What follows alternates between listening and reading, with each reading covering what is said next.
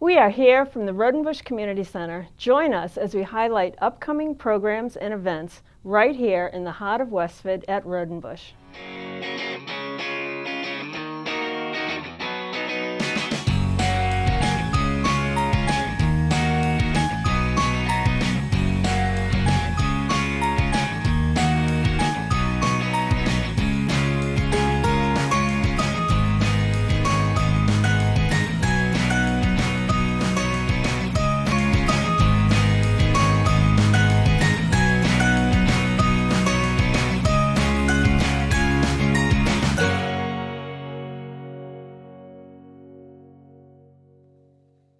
Hi, I'm Ellen Wright, and this is my colleague Donna Deschenes. We're from Roudenbush Community Center.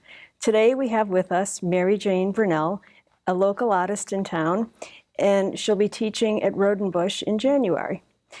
Mary Jane, you're stepping into Roudenbush Art Program this winter because Kathy Dunn, who has taught in the program for 30 years, is moving on. She's going to Naples, Florida, to explore teaching and other opportunities. How do you feel about this? Well, I'm very excited about teaching the children at Roudenbush. I have to say that Kathy really deserves a lot of credit for teaching these classes for 30 years. Yes, She's touched a lot of lives. And in fact, she's taught my kids, both my children took classes with Kathy, and we still have paintings they did from 15, 20 years ago. That's great. Yeah, so Kathy's a special person, and she will surely be missed.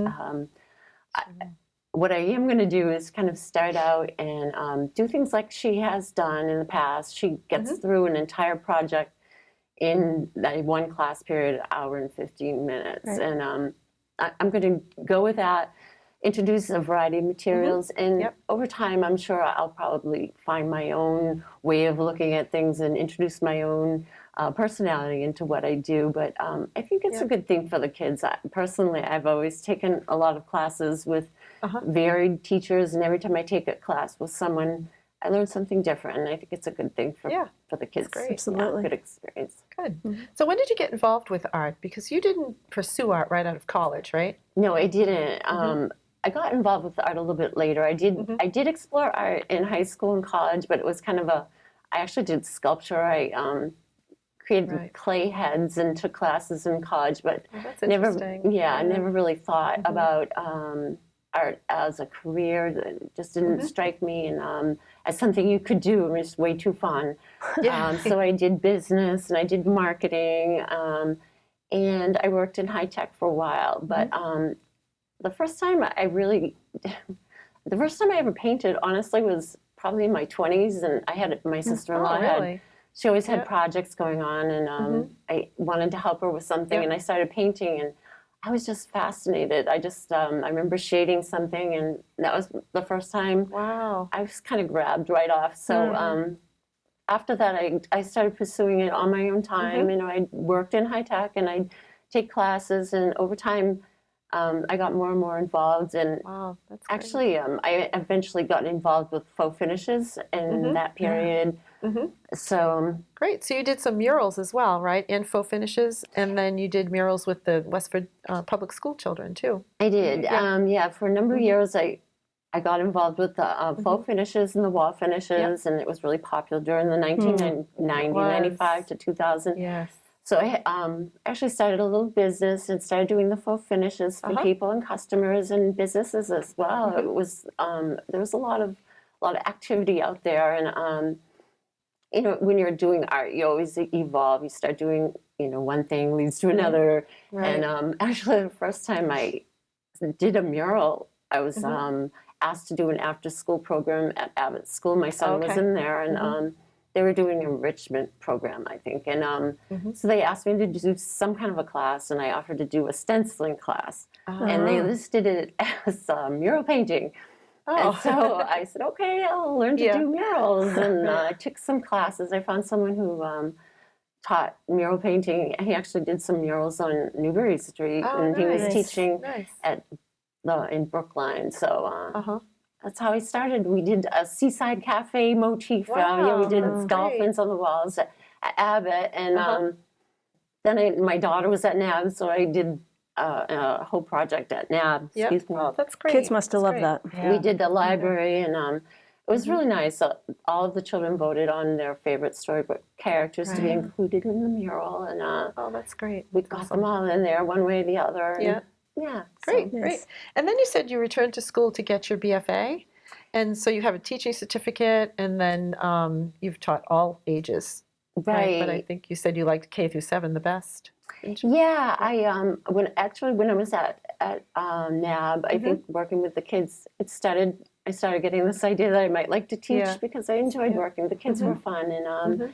so yeah, I went back to school and got BFA, which I wanted to do anyway because I was going down the road of art and certification to teach all grade levels, and I actually taught. I did my student teaching in high school at Acton Public Schools, but I also did some long-term subbing in the elementary schools, so I'm certified to do both. But I do really enjoy the young kids, and I think what it is about young children is they're not critical yet. They're not critical Right. of themselves, and they're not Yeah. self-conscious, and so they'll just try things, and they don't already think that they're either an artist or not. They're just being creative. Yeah, they're just doing it, and they're in the moment, and so it's fun. It's fun to teach young kids. When you begin in January, what would you like to do with them? Well, as I said, I think I'm going to follow Kathy's lead in terms of doing fun projects and trying to complete them in a 1-hour period. And honestly, there's so many things. If you start thinking about it, fun projects, and I'm having fun thinking about it, I'll probably have to narrow it down soon. But I don't usually get a chance to play with watercolor and resist techniques and texture and all other kinds of things. So it's a lot of fun to Now you think get a about. chance to do all that. I Yeah. do, and I have some thoughts about what I do think I'd like to do is I'd like to find out what they would like to learn and what kinds of things they might like to learn to draw, because I've been going to a couple of Kathy's classes, and I did ask some of the younger kids, what would you like to learn to draw, because I just wanted to hear what they had to say, and they all had a bunch of ideas. Every single one of them came up with a list of things that they wanted to learn, and it was, harbor seals and unicorns, and I started taking notes, and they wanted to make sure I had the notes, and they put it in my purse before I left. So I think I think relevance, when you're teaching kids, if they're doing something they think is special or important, they're motivated, and so I'm going to incorporate that. I'm going to maybe do a suggestion box, and maybe incorporate some lessons, do some art tech, trying to teach them things while we're doing something that they care about. Yep. Yeah. That's a great idea to give them an opportunity to make suggestions. Yeah. And, They have thoughts about these things. They're very specific about what they want to Yep. learn. And, Sure. Yeah. And then, it actually gives them an opportunity to, if they're doing something they care about, they'll practice it. Honestly, my son, I think I remember he wanted to learn how to draw a Batman or a Batman cowl or something, and he just did it over and over and over again. And the great thing about that is you practice. Yeah. It's just like learning to write. Yeah. A lot of it is just a skill. Drawing in the beginning, it really is, and anything that gives them, gives them motivation to do And that. confidence as well. Early Yeah. successes, so they'll be the kid that can draw the cool Right. whatever it is. Yep. So I kind of even like to incorporate that in some classes when we have a little extra time, maybe show them some cute little ways to draw something, and they can hold on to that. And Yeah. it'll fun. Yeah, it'll be fun. So when you're designing projects and teaching, what is your philosophy? I guess my overriding philosophy has been that you're not born an artist. Not some people are artists and some aren't. I hear that so much from adults and children of all ages, like, "Oh, I'm not an artist. I can't do that." And And what I've always thought too. right? I don't know Yeah. where that comes from, and Yeah. I think it's just that it's not a standard part of the curriculum where you take 1 hour of art once a week in school, so you just don't have the opportunity Right. to learn. I mean, you're forced to learn to read, you're forced to learn to write, and I really think art is a skill similar to that, and you just don't have an opportunity to learn. Right. So yeah, I guess that's my first philosophy, that everyone can be an artist. It's just having the interest and the time to explore it. Excuse me.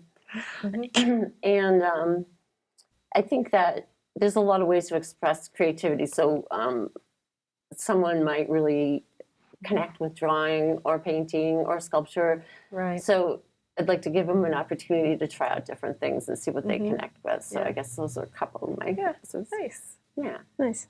Yeah. Well, there you have it from Mary Jane Brunelle. We're so excited to have you teaching at Roudenbush. The winter brochure is in process right now, and we expect to deliver it to mailboxes by the end of December.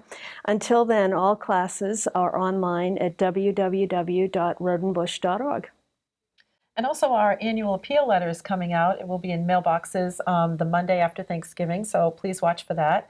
And if you'd like to give a donation, you can return the reply card with your gift, or you can go online and give a donation that way. Until then, see you round Roudenbush.